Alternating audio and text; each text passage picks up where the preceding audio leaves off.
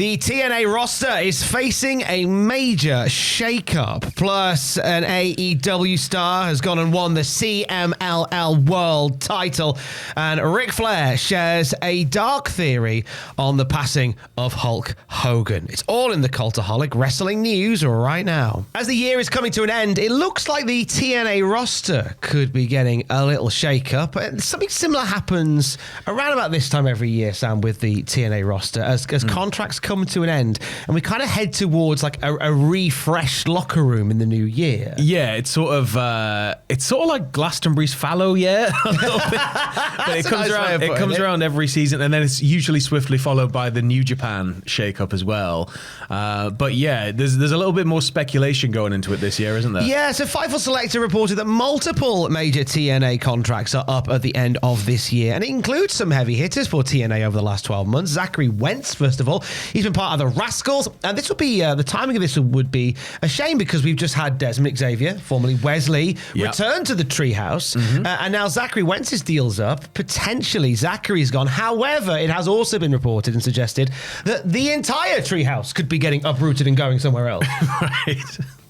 I mean, like, there'd be a massive benefit to wherever I feel like we say this every time we talk about potential movements within the industry at this level. But the Rascals especially, I'd be very interested to see what they could do as a unit elsewhere. But at the same time, they're so good for TNA. I kind of want to see them stay there and be dominant there. Yeah, same. I think there's such a good upside with all four of them. AJ Francis, another name that's recently come up in conversations about potentially coming to an end of his contract with TNA. I spoke to AJ Francis about this time last year when his contract was coming to an end, and he was very much keeping his options open. And we find ourselves in this situation again. He's currently in the mix with YouTube guy and outstanding wrestler BDE, which I've really enjoyed seeing more people get on the Brandon bandwagon. So he's kind of put himself in a situation where I don't know whether or not he would go. I don't know whether TNA keep him on a bit longer. Nah, bring him back. Get Top Dollar back in the mix. Michael Cole needs something to whinge about. Come on. Steve Macklin, another name there. Now, Steve Macklin was TNA International Champion, an inaugural International Champion. He also had a very brief world title run as well. And I thought we never truly got to see what Steve Macklin was capable of as a world champion. That run ended very prematurely as far as I'm concerned. I think it was as well coming off the back of his WWE run. Going to TNA, it was like, all right, this is interesting. What's going to happen here? And he just reinvented himself completely. And I was like, yeah, I really like this. So he's become someone who I think is synonymous with the brand in a way that Josh Alexander was synonymous with Impact for me for so long. That it would be weird for me to see him elsewhere because I feel like, as you said, there is that unfinished business. The other name is Jake Something. It was initially thought that Jake Something's deal was up with TNA in the summer, but Fightful now reporting that it ends next month with TNA. As somebody that's had an interesting year in ring, I think he's got the look, he's got a presence as Jake Something. I really like the cut of his jib, as they say. The other thing I think to look at here is that we've been hearing for the last year and a half or so that TNA are looking to sort of utilize smaller contracts. They're kind of running, more like per appearance deals or like set agreements rather than things being kind of ironclad for 2 to 3 years. And I think that allows them to be quite nimble on their feet as a promotion, which is a benefit. There's obviously the worry that people could, go elsewhere, but I think that so long as you have that ability to shake things up, it might also be beneficial. I'd imagine we're going to see some of these names re-sign, but whether that is to a long-term or a shorter-term deal, I don't know. But there is always that chance. There's the current TNA WWE thing going on. It's not quite the same as the AAA situation because WWE are, of course, they're a part owner in AAA, or the majority owner in AAA, and it's sort of. It's more of a working relationship at this stage, but we have seen, obviously, Joe Hendry. I knew the second they clapped eyes on Leon Slater that it would be I think Leon Slater is the future of the industry, and I think that everybody down in NXT was made to realize that very quickly. Yes, sir. So I think that there's there's a lot of kind of speculation that's going to come out of this with like who's going to land in WWE, who's going to pop up on NXT with a bit more fervor, and are any of these names going to make the big jump? And I think that WWE are sort of cherry picking those. We saw it with Jordan Grace, we've seen it with Joe Hendry. Yep. I think we're going to see it with Leon Slater again. So you do wonder how much sway WWE has on the shape of the TNA roster going forward. I think if they're kind of cherry picking stars they like, then we might see them maybe have more fingers in the pies of the TNA locker room. At the same time, they seem to be wanting to elevate TNA as a brand and help them reach TV deals and stuff like that. So it feels like they're very much trying to, the speculation was for ages, well, if they get TNA to the number 2 position, then AEW is now a distant third. So I think that there is that kind of whole...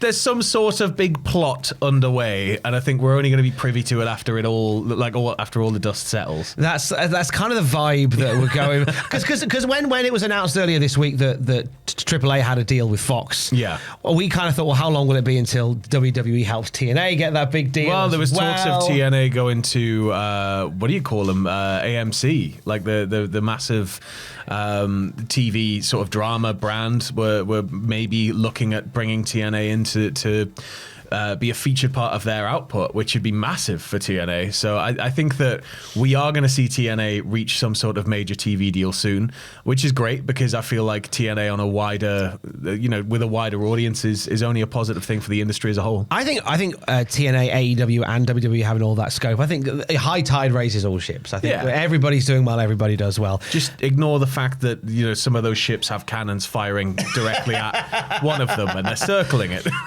Let's start with focus on that one. AEW and WWE were in Mexico last night. AEW, first of all, Mexico City, as a CMLL show was taking place there, where an AEW star ended the reign of Gran Guerrero, Sam. Yes, so AEW's Claudio Castagnoli is the new CMLL World Heavyweight Champion, defeating Guerrero in Arena, Mexico, and he ended a 1,000-plus day reign in doing so.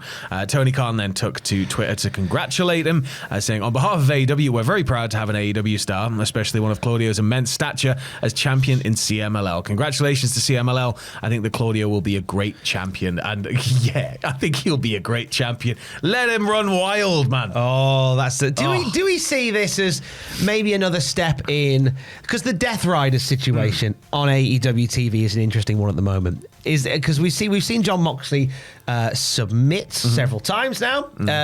He choked out Mascara Dorada on Wednesday after Mascara Dorada refused to submit, frustrated that he seems to be the one that hasn't got the dog in him at the moment. Well, you can win by ref stoppage. It's still, but I wonder. Still the fall, sort of.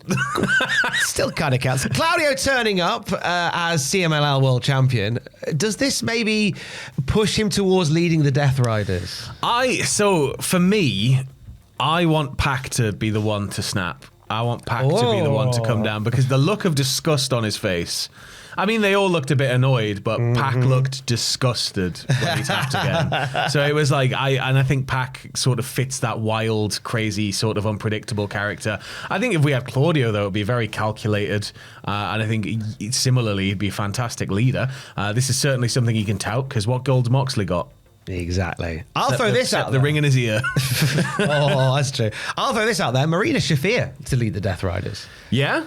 She's been there. Like she pretty much helped Mox keep the title for as long as he had it. Yeah. So there's plenty of room for her to go, actually, I'm the driving force here. I'm the captain now. I think, pulling the strings behind everything while letting other people kind of bark and pretend that they're the leader is an interesting concept. Yeah. I think Claudio, though, like this is going to be just a massive get. Obviously, we have the working relationship here, AAA, CMLL, not AAA, AEW, CMLL, and New Japan. So I think that we're going to see a little bit more bleed here.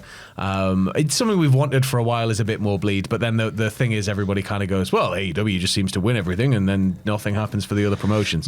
So I think that a bit more back and forth there, maybe some more dates in Mexico for Claudio. Like if he can get a decent run down there, I'd be really interested in seeing that like unfold. It'll be intriguing to see. I don't know what the TV rights deals are like for CMLL, because I know you can watch it on YouTube if you join their membership, but I don't know if it's going to be one of those things where AEW starts looking at things going, okay, like should we be trying to help get TV deals for, like, should we be mirroring what WWE's trying to do and bolstering their side?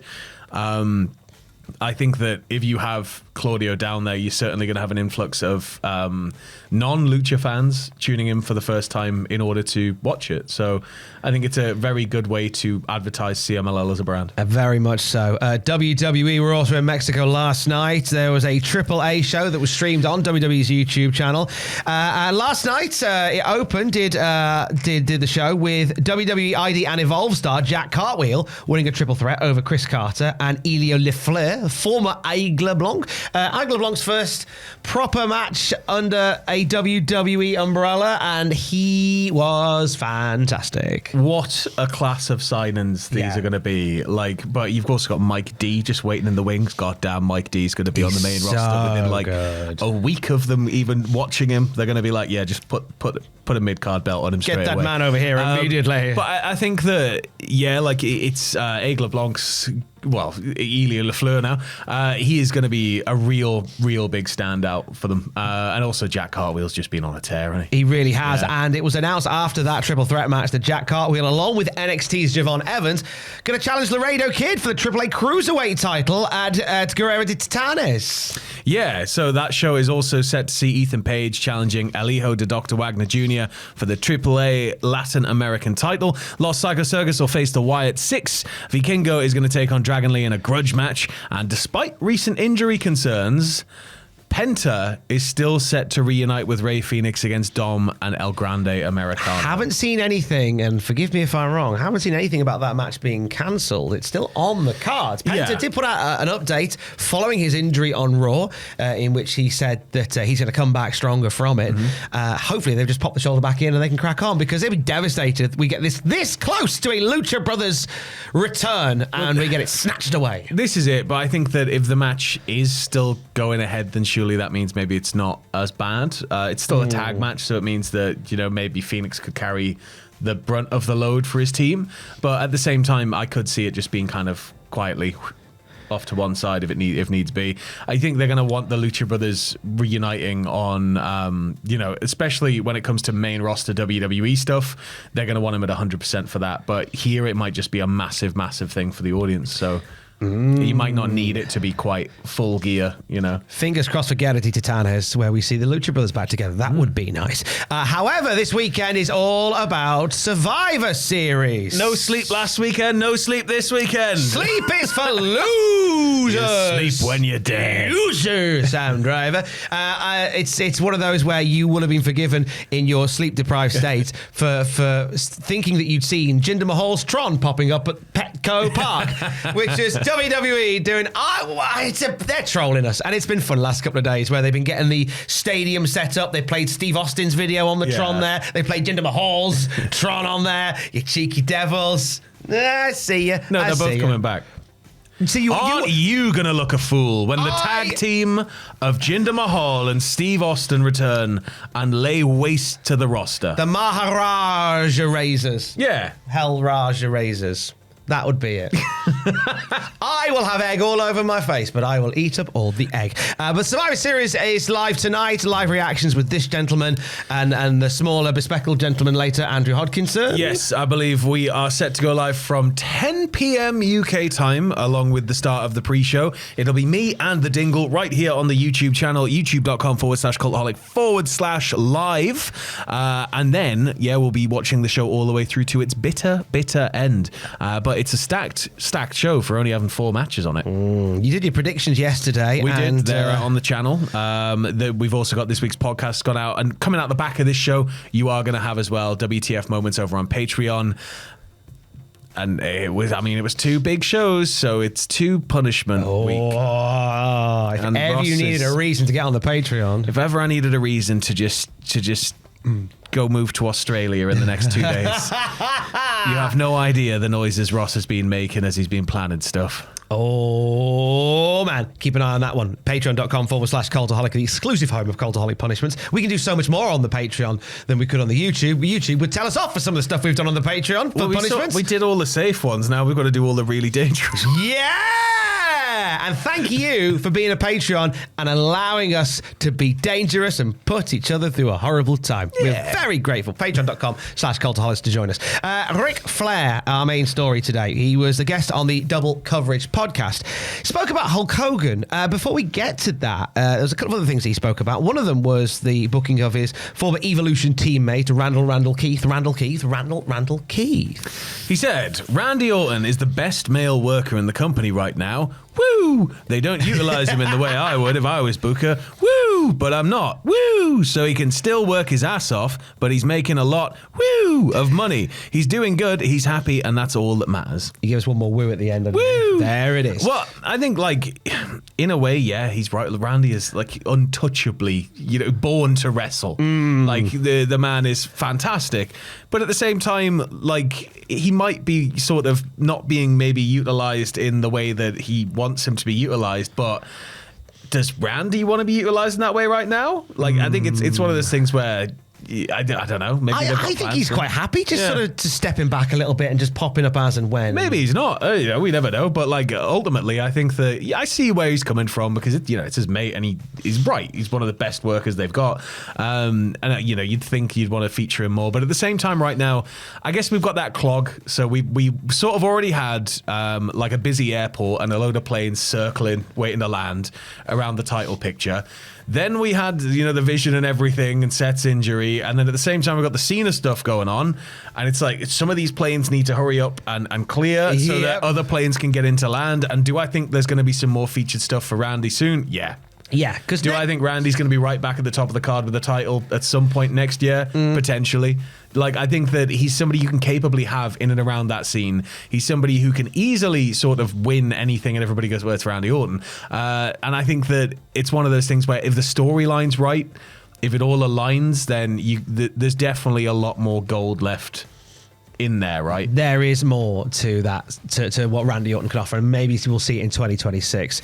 Also, Ric Flair spoke on Hulk Hogan. That, as we know, Terry Bollea passed away July 24th from an acute myocardial infraction, which is a heart attack, essentially, according to the Pinellas County Forensic Science Center. Now, on the Double Coverage podcast, Ric Flair shared quite a dark theory about the passing of Hulk Hogan. He said, I talked to him the day before he died. I shouldn't say this, but what killed him was street drugs. When the doctor wouldn't prescribe anymore, he was in so much pain. Then he had a neck surgery and got infected. So back in the hospital, imagine 10 back surgeries, 2 knees, 2 hips, all this. And then when the doctor would not prescribe any more pain medicine, they just couldn't do it. All due conscience, right? So they went and got the drugs. So he went and got the drugs off the street. His body just said, you know what? Bingo, I can't do it anymore. Now, Ric Flair went onto Facebook to clarify his comments, and he said, there seems to be some controversy over my remarks that street drugs killed Hulk Hogan. I was only repeating what I know to be a fact through family members. After 11 back surgeries, hip replacements, knee replacements, shoulder replacements, and 2 neck surgeries, I am sure the pain was unbearable. A doctor, as I know, could only prescribe so much pain medication under medical guidelines. I've been told that all that they did to help him were not to hurt him, to get him through the night and the pain. Eventually that catches up with you, as we know with everybody. He was my friend, a man I respected, and I'm only reporting what I've been told. Nothing more, nothing less. This was not an attempt to demean Hulk Hogan or his legacy. I've always referred to him as being one of the 2 biggest stars in the industry, himself and Steve Austin. I apologize if people misunderstood my statement. Hulkamania forever. I never got the vibe from the Double Coverage interview that it was Ric Flair like trying to desecrate the legacy of Hulk Hogan. I think it was Ric Flair speaking on something that he'd heard about. So I think this is the thing is I think obviously with these comments they were immediately met with a lot of shock. And a lot of kind of like, what? Like, where's this coming from? And I think that the thing about this is, like, yes, if Ric Flair's heard this through family members, and even if this is, completely 100% the reason, this is it. I think until that's confirmed by family members, it's always going to be seen as speculative. And maybe it's one of those things where it's like, hey, like, just because you know that to be the reason or whatever, or just because you know this to be fact, like, is it really your place to be the one to say this publicly? is it your place to kind of, and I know, like, there's going to be, it's Ric Flair, but it's like, you know, if the family was to talk about it, I think people would be like, oh, but I think it just coming out of thin air from another wrestler, and one who in particular has been known for making quite controversial statements in recent history.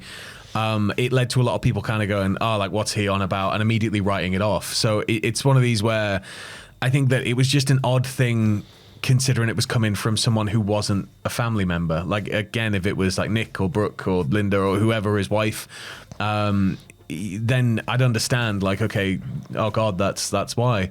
But I think when it comes from Flair, it was just a little bit like, oh, is it you who speaks on this? Like, first, are you the one who should be breaking this? Yeah. There's almost like an order to things, and go, if that's something that you have heard, maybe you don't say that until the family speak around on it. the Bubba, like around the time before he passed away. It was the Bubba the Love Sponge comments where he's like, you know, he's saying like, look, he doesn't have a lot of time left. He apparently can't speak. He can't do anything, and everybody's like, no, like, and downplaying Jimmy it. Hart was going, oh, we were doing karaoke last night. Yeah, it came out later that this was like the case with a lot of the things that were said. So I think, again, it's similar to that. It's like, well, is it really your place to break that news? Yeah, it's something that we're going to keep an eye on. We'll let you know more when we know more at cultaholic.com. Join us for Survivor Series tonight, live reactions at youtube.com/cultaholic/live. And for the very latest wrestling news at any time, you can check out cultaholic.com. Stay safe. Love you. Bye.